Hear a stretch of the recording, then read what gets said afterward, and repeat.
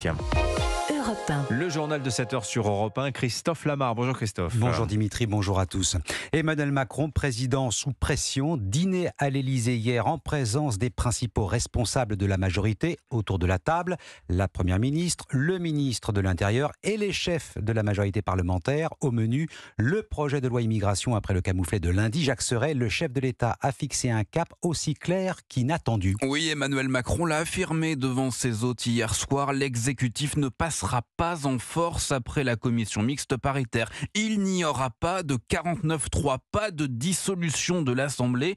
Le locataire de l'Élysée insiste sur ce point. Il donne mandat aux parlementaires de négocier sans fixer lui-même le cap. Autrement dit, Emmanuel Macron concède qu'il n'a plus la main et qu'il s'en remet à la bonne volonté des 7 sénateurs et 7 députés de la commission mixte paritaire. Cette commission devrait être convoquée en début de semaine. C'est en tout cas le souhait du président qui réclame qu'elle se réunisse dans les meilleurs délais. Un cap clair, celui de la recherche de compromis, mais un message inattendu tout de même. Si la commission mixte paritaire devait échouer, si les parlementaires ne parvenaient pas à se mettre d'accord, Emmanuel Macron arrive à la conclusion surprenante que le texte serait tout bonnement abandonné, sans nouvelle lecture à l'Assemblée ou au Sénat.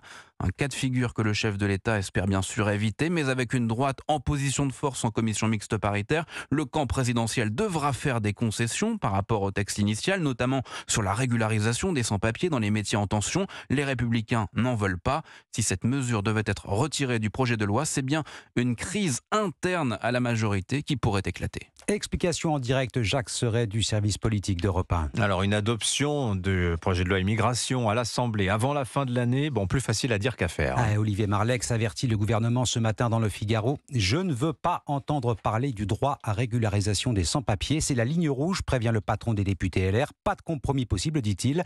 La première ministre sur tous les fronts, menacée sur sa droite et attaquée sur sa gauche.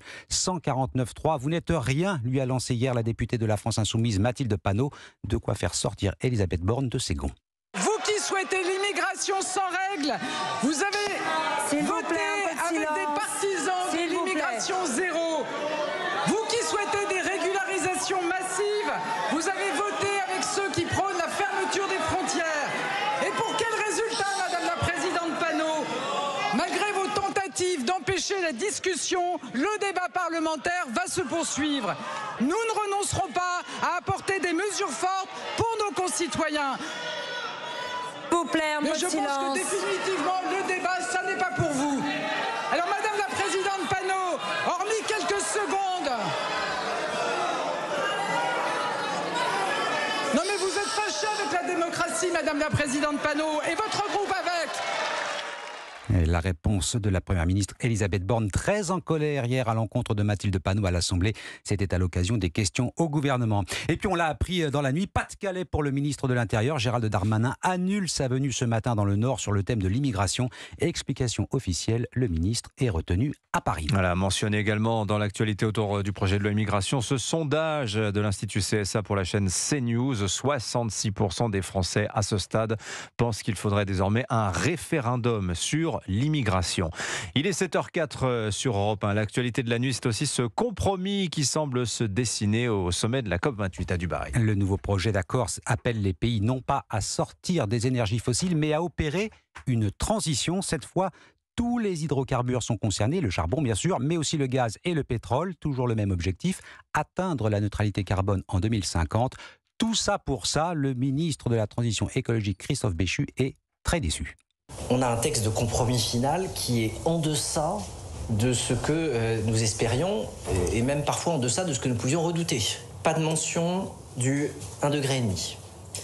Pas d'engagement à sortir des fossiles, des phrases sur la diminution, mais qui donnent beaucoup de place à de la souplesse. Un langage sur le charbon extrêmement décevant. Pas de date, même pas sur le méthane, là où on aurait pu penser qu'au moins certains pays pétroliers seraient enclins à aller vers des compromis. Qu'on soit sur de la souplesse, sur un langage aussi faible, et je dirais même aussi calamiteux, c'est une profonde déception. Le ministre de la Transition écologique, Christophe Béchu. La guerre en Ukraine, Volodymyr Zelensky achève sa visite à Washington. Le président ukrainien a en quelque sorte joué son va-tout. Et toujours le même enjeu, obtenir le déblocage d'une aide de 61 milliards de dollars pour soutenir l'effort de guerre ukrainien. Vote bloqué au Congrès par les Républicains. L'histoire jugera sévèrement ceux qui ont tourné le dos à la cause de la liberté. Les mots du président américain Joe Biden n'ont pas fait vaciller les conservateurs, bien décidés à obtenir une contrepartie. Aviva Fried, vous êtes la correspondante d'Europe 1 aux États-Unis. Oui, l'avenir est plus qu'incertain pour Volodymyr Zelensky. Il a supplié les élus au Congrès de fournir l'aide dont l'Ukraine a désespérément besoin, mais il est reparti sans promesse ferme, même si en conférence de presse, il voulait se montrer optimiste. Les discussions avec les deux parties et les deux chambres ont été très productives. Il est très important que d'ici la fin de l'année, on puisse envoyer un signal d'unité fort à l'agresseur. Un accord d'ici la fin de l'année semble peu probable, d'autant que le Congrès est en congé à la fin de cette semaine. Il ne reste donc que quelques jours pour négocier et les républicains sont formels, sans accord sur la frontière et l'immigration, pas d'argent pour Kiev, un chantage que Joe Biden dénonce. Prendre en otage l'Ukraine pour faire passer un programme républicain extrémiste, ça ne se fait pas. Il faut de vraies solutions. Le président américain s'est pourtant dit ouvert à un compromis, mais avec les élections en ligne de mire, les préoccupations de politique intérieure prennent le pas sur tout, sachant que 40% des Américains estiment que les États-Unis en font trop pour l'Ukraine. Aviva Fried, correspondante d'Europe 1 aux États-Unis. Le conflit au Proche-Orient, l'Assemblée générale de l'ONU réclame un cessez-le-feu humanitaire à Gaza, résolution adoptée cette nuit à une écrasante majorité avec la voix de la France. Les États-Unis et Israël ont voté contre. Et puis les sports, le handball, les Françaises sont en demi-finale du mondial. Une victoire 33-22 hier soir face à la République tchèque. Les Françaises sont dans le dernier carré, Cédric Chasseur. Oui, pourtant, les Bleus en tête de la première à la dernière minute n'ont pas toujours été rassurantes.